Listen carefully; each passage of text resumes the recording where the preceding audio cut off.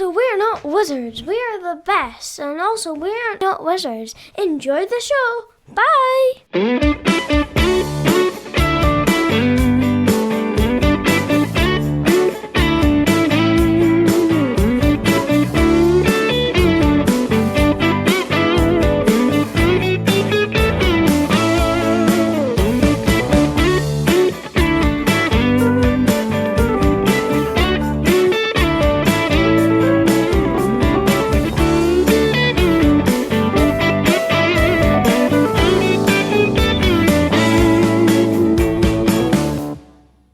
Yeah, I was wondering if I could just borrow you just for a second.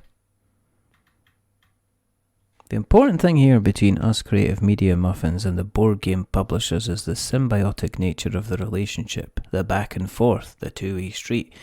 If you're thinking we're only here for the free stuff, then you're sadly mistaken. We got over that little gem years ago. Like the gladiators, we came here for the sword and battle, but we stayed here for the lasting applause. Because after all this time, we do have an audience, regardless if it's 10 or 10,000 strong. We are parasites who build our house on the art and creation and toil of others. But as time goes on and we don't fade away into the meeple, insert name, graveyard, we too, by the very definition, create a catalogue of content, a body of works that often demands thought, skill, and in many ways development. We elicit emotional responses and conversation and even regret.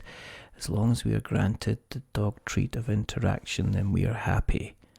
We understand that you owe us nothing. We are polite beggars with creative fingers, toiling over an introduction to a critique for hours before deleting the entire thing and self-doubting ourselves into the point of sadness. We're a rule-fractured bunch. There are no rules of engagement, so you end up in this tricky situation where no one knows what's acceptable in the asking, what would be considered a favour and what would be stretching things a bit too far. Or to be blunt, having a loan of someone. And I get it. The platform that I write on is completely free. I don't even need to spring for a domain name. The design is a simple template that comes with a builder. However, in conjunction with the various words and nonsense that this blog contains, it's not unusual for this tiny little corner of the internet to get around 3,000 visits to the site per month. And that's not including the search results. Some of my reviews are lucky to hit the hundreds in terms of views. Others seem to be the evergreen article that continues to gather reads every single month without fail. Parks, I'm looking at you. For some of you, that would be considered chicken feed. A small drop in the ocean when compared to what other sites garner. However, I would argue that every single visit is someone who wants to find out more about a game. Someone who wants to find out more on whether a game will fit their tastes. Someone who's pulled the trigger on a purchase and just wants someone else to confirm that yes, you made the right decision. And this is going to be fun. It takes time to be this entertaining and witty. It also takes time to not only play a game, but to sit there and crystallise how something made me feel. Did it bring me joy? Did it frustrate? Did I play it enough? With the right number of people, and the right kind of people, and the right, keep on saying the word people, till it sounds stupid. People. What you don't see is the timetable, the organisation, the planning to get something on the table, to get it learned and read, to remember to take photographs of the game. You won't believe the number of times I've sat and played through something several times only to have to set it up again because Muppet Boy forgot to take some pictures to add to the review. Sometimes, feels like work. Often, you have to treat it in the same way, with deadlines and muster up motivation. Not everything is fun. Woe is me. Give that boy a handkerchief to dry self-induced tears. I should be quiet. It's not a month that goes by without some kind of parcel turning up at the door. A box of unpaid fun. I mean that in terms that neither get paid for it, nor will be paid for covering it. You can argue that you should be, but that's what my job is for. I don't even sell review copies I'm finished with. I give them away to other people. A purity test to show how honest I am. As someone with an opinion that nobody asks for. This is a hobby. Self-inflicted time eater. Decision I made myself. I wasn't coerced. I'm a show-off. Glorious attention seeker, and this is one way to get a pat on the back. Look at all those people who think my opinion is important. In the grand scheme of things, I'm writing about items that many would consider a luxury or indulgence. And I'm under no illusion that I'm special or an influencer. I'm here for the kicks and giggles, folks. You should be too. It's kind of bleak out there. Time will pass. There'll be publishers you work with again and again. There will be new emails from new people that have new games that are new, and they want to give your opinion. And all because they obviously have taste and class. You'll end up on lists. You'll have working relationships, and the brown boxes will arrive from the couriers. Partners' eyes will roll in their heads as you run excitedly to the front door every time the bell sounds, and they wonder what on earth you've been sent now, and where on earth is that going to live? I'm like one of Pavlov's dogs. I growl at people that ring the doorbell and don't give me cardboard.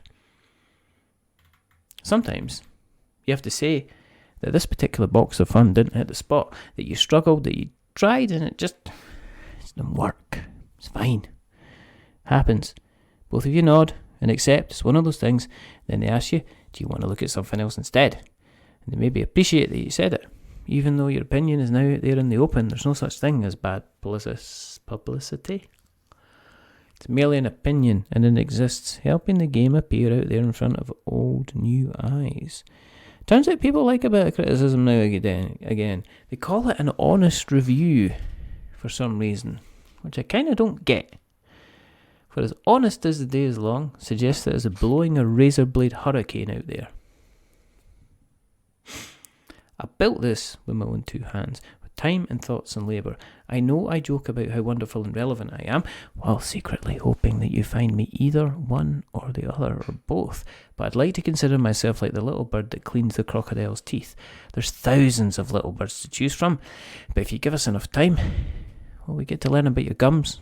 We know where the annoying scraps get caught.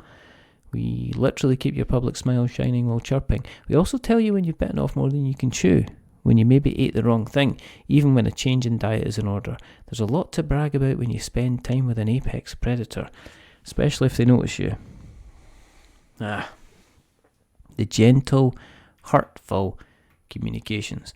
When you're good enough to be a valued member of the media circus, part of the BCC crew, special enough to be asked to market, but not magical enough to be taken to town. We shout back that we should meet somewhere in the middle to see what's about strengthening our ties. We're met with silence. We're aware it's a mailer.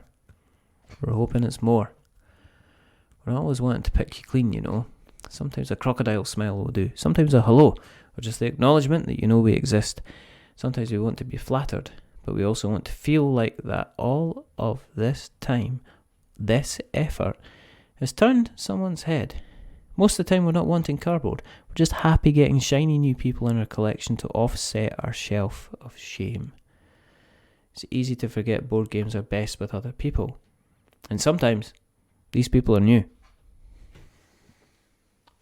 This is an opinion piece designed to promote discussion around a particular topic and is not intended to highlight the practices of any company or individual. Enjoy, get angry, or think about it. It's entirely up to you. And if you'd like to support more audio and written pieces, then please consider backing us on Patreon. Patreon.com/We're Not Wizards, because we're shallow and poor like that. But until the next time, stay safe, roll sixes, and just like this, make something awful. Until the next time, goodbye. A wizard is never late.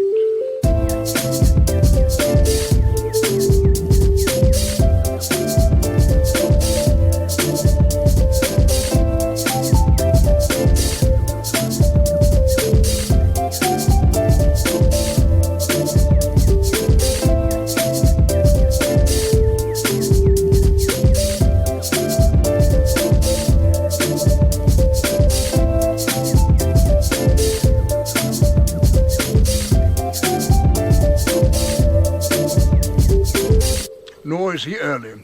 He arrives precisely when he means to.